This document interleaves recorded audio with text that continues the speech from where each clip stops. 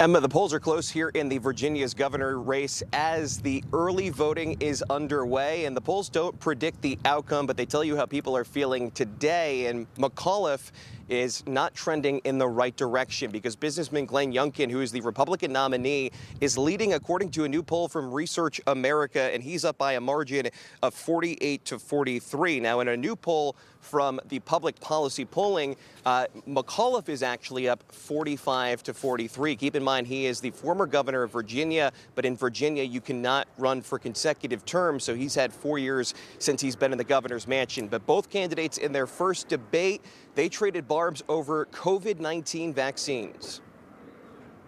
He told college students, if you don't want to take the vaccine, just fill out an exemption. You know, I think that's life-threatening, and I think that's disqualifying as governor. He called me anti-vax. That's a lie. I'm not anti-vax. In fact, he appointed a woman to the George Mason board that was absolutely anti-vax. And the only reason he did it is because she gave him hundreds of thousands of dollars for his campaign. His position flip-flops based on who's paying him. But McAuliffe is doubling down, making vaccines a focal point of his campaign.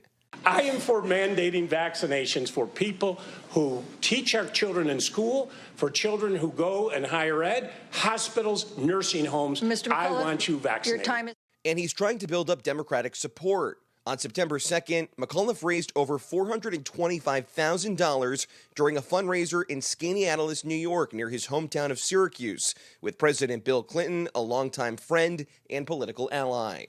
But Youngkin is hoping to win the support of parents, campaigning against mask and vaccine mandates and critical race theory. During Terry's time as governor, where the Board of Education ran a training session and, in fact, had a module teaching critical race theory in the classroom.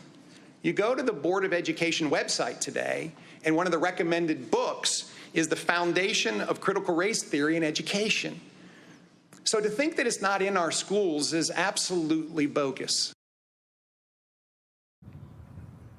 And Youngkin is campaigning on that message with early voting underway. He's crisscrossing the state tonight. He will be in Charlottesville tailgating with students at the University of Virginia before their football game. And he will be telling them in what he says is the reason he's the best person in Virginia to make this a better place for families and for working people. You just watched Newsmax TV, America's fastest growing cable news channel, now in more than 70 million homes. You can get Newsmax TV on your cable system or check your cable guide. And if your system doesn't carry Newsmax, call them, tell them you want Newsmax TV, because we're real news for real people.